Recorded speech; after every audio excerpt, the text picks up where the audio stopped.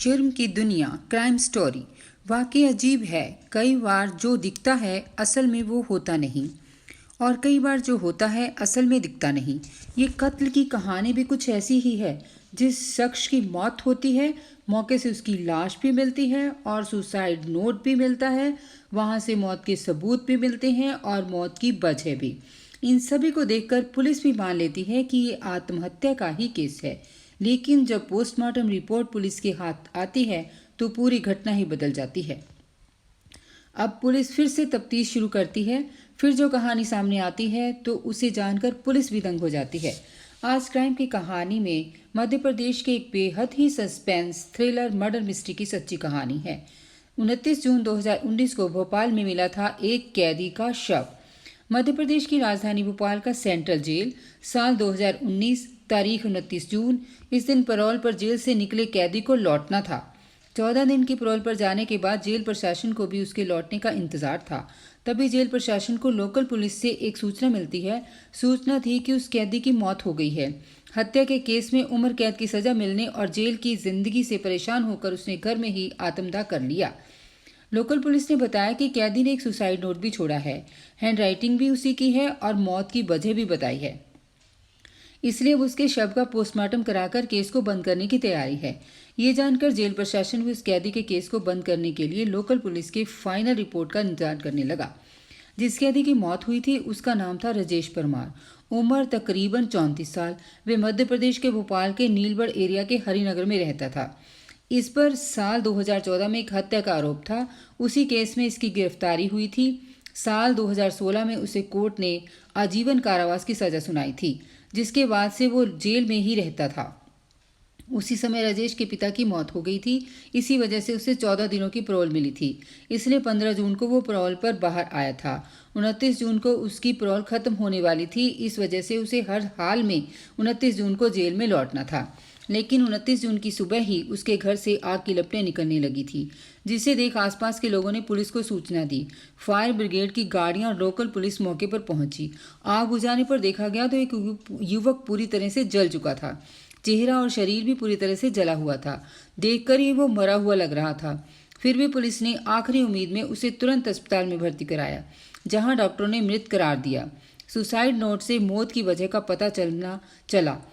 अब पुलिस ने घर की तलाशी ली तो एक सुसाइड नोट भी मिला, जिसमें लिखा था कि पिता की मौत होने से वो दुखी था। अब परिवार में कोई उसे पैरोल पर नहीं दिलाएगा। इस वजह से वो अब दुनिया से निराश हो चुका है, लिहाजा वो आग लगाकर आत्महत्या कर रहा है। इसके लिए कोई दूसरा जिम्मेदार नहीं है। अब ये सुसाइड नोट के आधार पर पुलिस ने भोपाल सेंट्रल जेल को भी सूचना दी कि शव को पोस्टमार्टम के लिए भेज दिया गया। साधारण सुसाइड केस की तरह पुलिस ने भी इसे एक तरह से बंद कर दिया। उधर पोस्टमार्टम के बाद शव को रिश्तेदारों को सौंप दिया गया। रिश्तेदारों ने भी शव का अंतिम संस्कार कर दिया। लेकिन इस पूरे केस में 24 घंटे बाद नया मोड़ आया, जब वहां की पुलिस को राजेश परमार की पोस्टमार्टम रिपोर्ट मिली। उस समय के भोपाल पुलिस के एक नए एसपी अखिल पटेल के पास नीलबढ़ का एरिया था। उन्होंने जब पोस्टमार्टम रिपोर्ट देखी तो चौंक गए। रिपोर्ट में लिखा था कि गला दबाने से जान गई है, यानी मौत की वजह आग या धुएं से दम घुटना नहीं, बल्कि गला दबाकर हत्या हुई है। फिर वो इस केस की तफ्तीश में जुट जाते हैं। तुरंत मौके से ली हुई सभी फोटोग्राफ आपके अपने पास मंगवाते हैं। अगर आग से जलकर मरा तो फिर गला किसने और क्यों घोटा, सभी फोटो को बारीकी से देखते हैं। एक फोटो में वो देखते हैं कि मरने वाले शख्स का पैर बिल्कुल एक दूसरे से चिपका हुआ था, जबकि जब भी कोई जलकर मरेगा तो वो तड़पने लगेगा। फिर उसके पैर एक दूसरे से चिपकने के बजाय अलग अलग होने चाहिए, लेकिन इस केस में ऐसा नहीं था।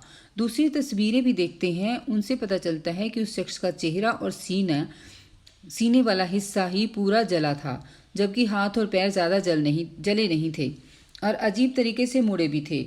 इससे शक यही होता है कि कहीं हाथ और पैर बंधे तो नहीं थे, जिस वजह से ऐसा हुआ। अब इसका पता लगाने के लिए वो पुलिस अधिकारी पूरी टीम के साथ मौके पर जाते हैं। घटनास्थल को बारीकी से देखते हैं, फिर आसपास के लोगों से पूछताछ करते हैं तो पता चलता है कि एक दिन पहले जब राजेश परमार के साथ 1 या 2 और लोग भी देखे गए थे। अब पुलिस इस केस की फाइल को बंद करने की जगह फिर से खोलती है। जांच शुरू करती है। अब पुलिस को ये शक हुआ कि जिसकी मौत हुई उसकी पहले गला घोंटकर हत्या की गई, लेकिन राजेश को जब सुसाइड ही करना था तो उसकी पहले हत्या क्यों की गई? अगर किसी ने गला दबाया तो वो कौन था? अब पुलिस के सामने ये भी सवाल था कि कहीं ऐसा तो नहीं कि मरने वाला राजेश ही ना हो। अगर ये राजेश नहीं है तो फिर कौन था? इन सब सवालों का पता लगाने के लिए पुलिस ने उसके मोबाइल नंबर का पता लगाया। फिर रिश्तेदारों के जरिए उसका एक नंबर मिला जो जेल से आने के बाद एक्टिव था, लेकिन अब बंद था। उसकी आखिरी लोकेशन भी भोपाल की ही थी। पुलिस ने जब उसके फ़ोन की कॉल डिटेल चेक की तो एक नंबर पर कई बार बात होने की जानकारी हुई, लेकिन जब उस नंबर पर संपर्क किया गया तो वो भी बंद था। वो नंबर था निहाल नामक युवक का। अब पुलिस के सामने निहाल को खोजने की चुनौती थी और मन में सवाल ये भी आ गया। इसके अलावा और भी कई सवाल उठ रहे थे। फिलहाल पुलिस उसकी तलाश में जुट गई। फिर पता चला कि निहाल मूल रूप से बिहार का रहने वाला है और पहले राजेश के मकान में ही किराए पर रहता था, लेकिन कुछ महीने से यहाँ से दूसरे मकान में शिफ्ट हो गया था। अब पुलिस की जांच में निहाल की लोकेशन गुजरात में मिली। इसके बाद पुलिस की एक टीम गुजरात पहुंची और दबोच लिया।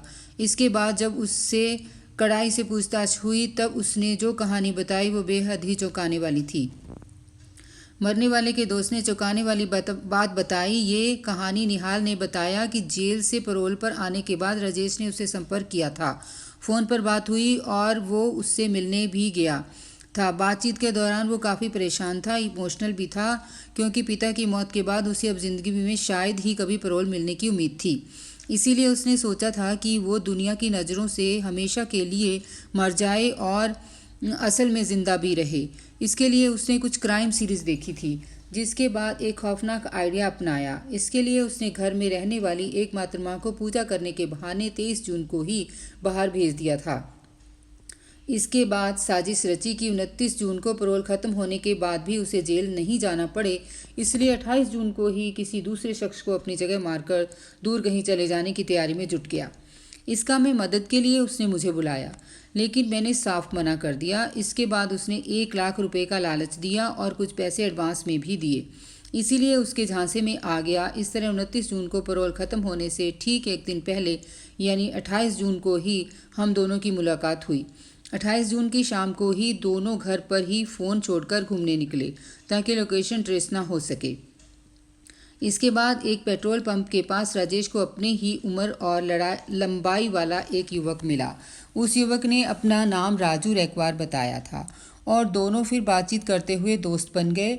बातों ही बातों में दोनों ने राजू को घर पर पार्टी करने और शराब पीने के लिए तैयार कर लिया। राजू मजदूरी करता था, इसलिए खाने और शराब के लालच में तुरंत तैयार हो गया। राजू भी दोनों के साथ राजेश के घर पर आ गया। यहाँ पर राजू को इन दोनों ने खूब जमकर शराब पिलाई। जब उसने अपना होश खो दिया तभी राजेश ने उसकी गला दबाकर हत्या कर दी। इसके बाद उसके हाथ और पैर को रस्सी से बांध दिया ताकि अगर जिंदा भी हो तो आग से बच ना सके। हाथ पैर बांधने के बाद उसे फर्श पर लेटाया और घर में रखी किताबों को उसके ऊपर डाल दिया। फिर राजेश ने खुद ही एक सुसाइड नोट लिखा और उसे कुछ दूरी पर रख दिया ताकि वो सही सलामत पुलिस को सुसाइड के सबूत के रूप में मिल जाए। इसके बाद दोनों ने बाइक से निकाला हुआ पेट्रोल भी डाल दिया ताकि आग से वो पूरी तरह से जल जाए। क्योंकि घर का दरवाज़ा बाहर से बंद होने पर साजिश का शक हो सकता था, इसलिए दोनों ने घर के दरवाजे को अंदर से बंद किया और छत के रास्ते बाहर निकल आए। इसके बाद खिड़की से माचिस जलाकर तीली को अंदर फेंक दिया। इस तरह जब आग की लपटें बढ़ गई तब दोनों एक साथ वहां से फरार हो गए थे। साजिश के तहत राजेश ने निहाल का एक पुराना सिम कार्ड साथ लिया और साउथ इंडिया में चला गया। वहीं निहाल गुजरात आ गया था। अब पुलिस ने निहाल की कहानी की सच्चाई का पता लगाने के लिए उस मृतक युवक के बारे में पता लगाया तो ये सच निकला, क्योंकि राजू रैकवार की पत्नी ने 28 जून की रात में ही लोकल पुलिस में गुमशुदगी की शिकायत की थी। इसके अलावा पुलिस को राजेश के घर से राजू की चप्पल भी मिली थी, जिसे उसकी पत्नी ने पहचान लिया था। ये जानकर पुलिस अब जांच में तेजी से जुट गई। चेन्नई में भोपाल पुलिस ने लुंगी पहन और तिलक लगा राजेश को ऐसे दबोचा, अब पुलिस को पूरी कहानी समझ में आ गई थी। लेकिन जब तक राजेश आंखों के सामने नहीं आ जाता तब तक जांच अधूरी ही थी। अब पुलिस को यह यकीन था कि आज नहीं तो कल राजेश किसी भी तरह निहाल से जरूर संपर्क करेगा। राजेश भी निहाल का एक पुराना सिम कार्ड ले गया था। इस तरह अगले ही दिन आखिरकार राजेश का फ़ोन निहाल के पास आ ही गया। पुलिस की मौजूदगी में ही निहाल उससे बात करने लगा। राजेश ने वहाँ के हालात के बारे में पूछा कि कुछ गड़बड़ तो नहीं है। निहाल ने बताया कि कोई गड़बड़ नहीं है, पुलिस को कुछ पता नहीं चला। इसके बाद राजेश ने कहा कि चेन्नई में उसे कुछ मदद चाहिए, अगर कोई दोस्त हो तो बताना। इस पर निहाल ने कहा कि वो उसे जल्द ही बताएगा। इसके बाद फ़ोन कट हो गया। अब पुलिस ने भी राजेश को पकड़ने के लिए पूरी फिल्मी कहानी रची।